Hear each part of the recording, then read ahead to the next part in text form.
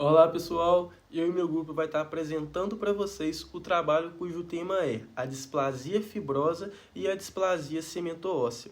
O grupo é composto por mim, Gabriel, a Bianca, o Breno, a Maria Eduarda São Severino, a Gabriela, a Eloá, a Maria Eduarda Magalhães, a Paloma e a Tainã. Então vamos lá.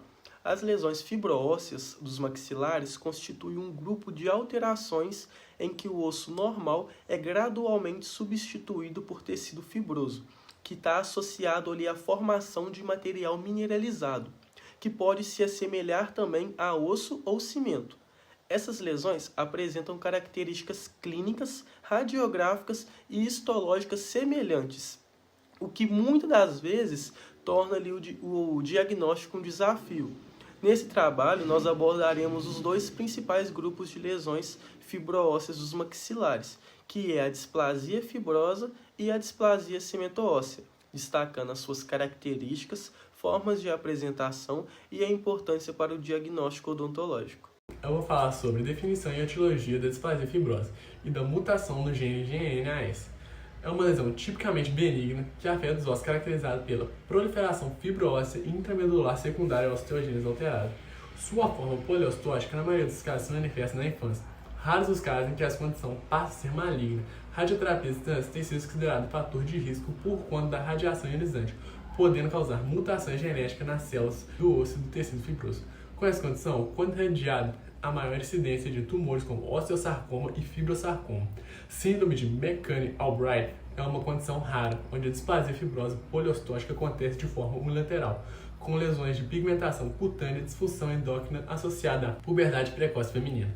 Agora, a mutação no gene GNAS aciona a produção de proteína GS-alfa, responsável pela sinalização celular, fazendo com que essa proteína fique ativa de forma permanente, onde resulta em troca de ossos normais e saudáveis por tecido fibroso ou trabéculas ósseas imaduras, o que faz o osso ser mecanicamente instável e frágil.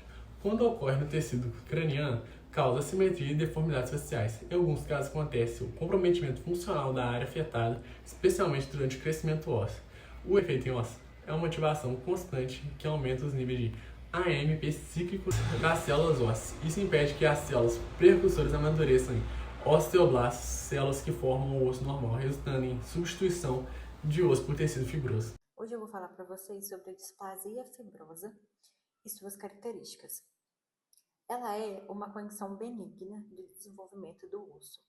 Nessa situação, o osso normal é substituído por um tecido fibroso misturado com espículas de osso imaturo.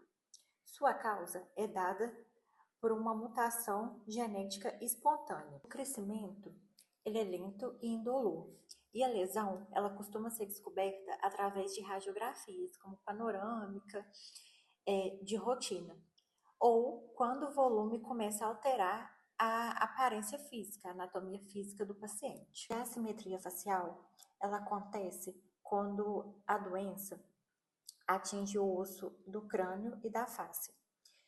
É o sinal clínico mais evidente, podendo haver envolvimento de osso zigomático e esfenoide, levando ao desalinhamento perceptível dos olhos, bochechas e da linha do sorriso. As principais manifestações, além do aumento do volume, a displasia pode manifestar três formas principais, como a monostótica, que é a mais comum, que atinge cerca de 70% dos casos, a poliostótica, que afeta múltiplos ossos pelo corpo, e as manifestações associadas. Falar sobre displasia fibrosa, aspectos radiográficos e tratamento.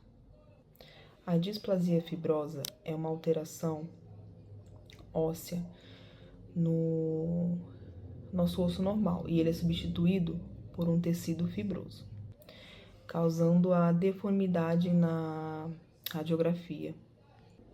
E na radiografia sai como se fosse um vidro fosco, né? Sai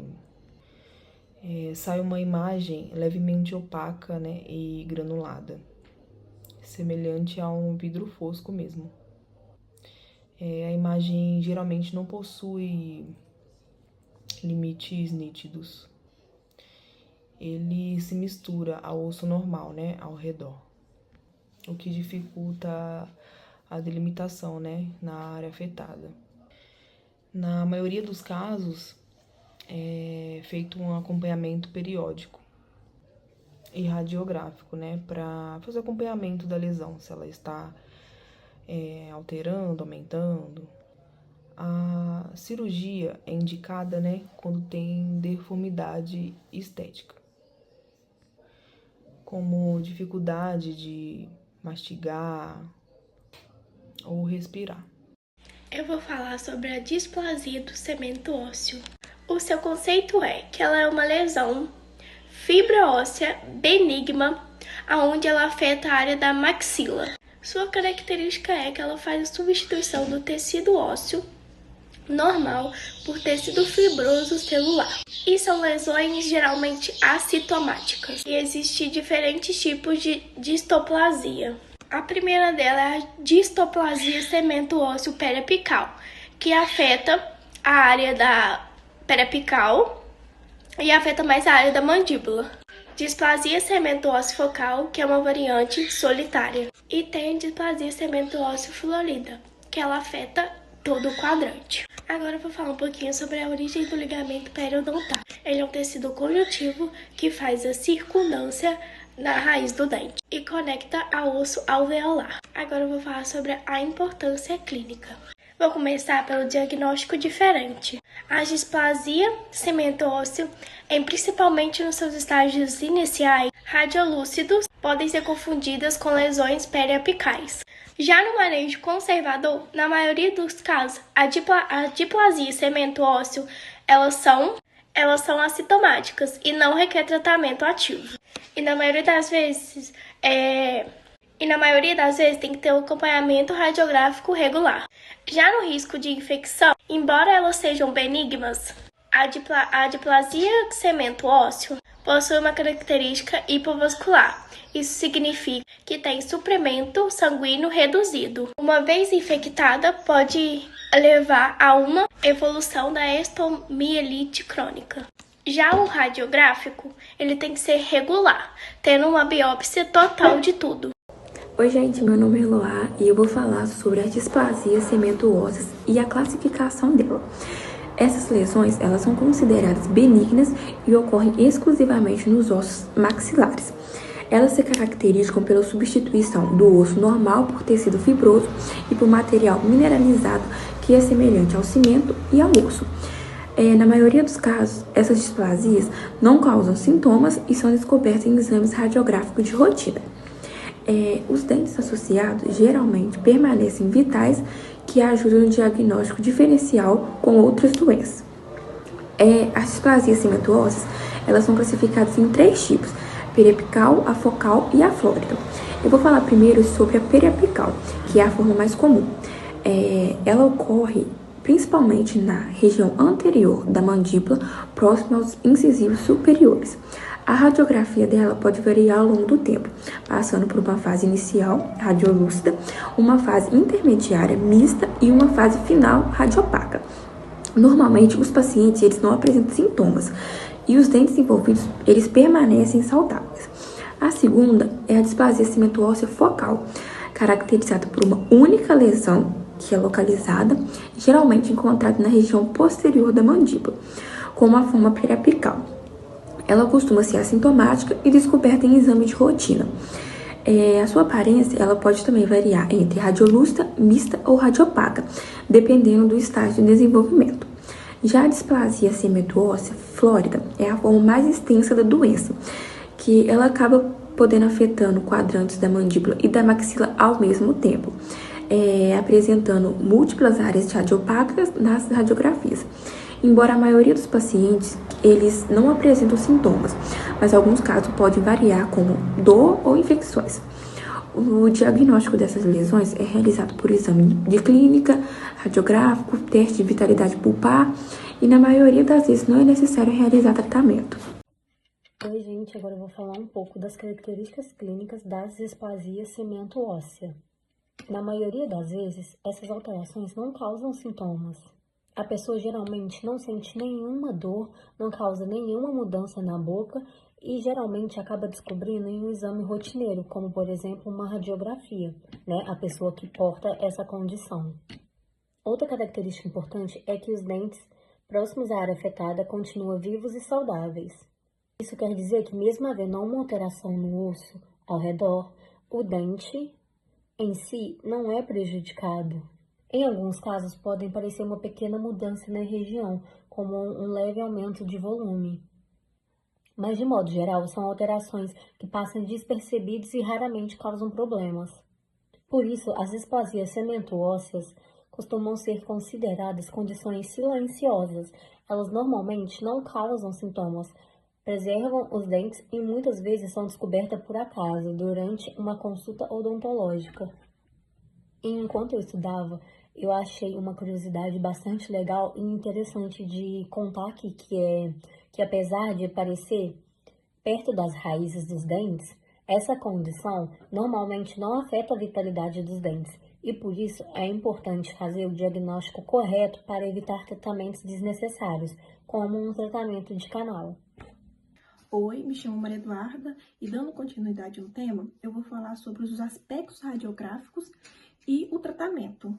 Bom, as displasias cementuosas apresentam características radiográficas que mudam com o longo do tempo. Por isso, elas são divididas em 3 fases: a radiolúcida, a mista e a radiopaca. Na fase radiolúcida, que é a fase inicial, a lesão aparece mais escura na radiografia.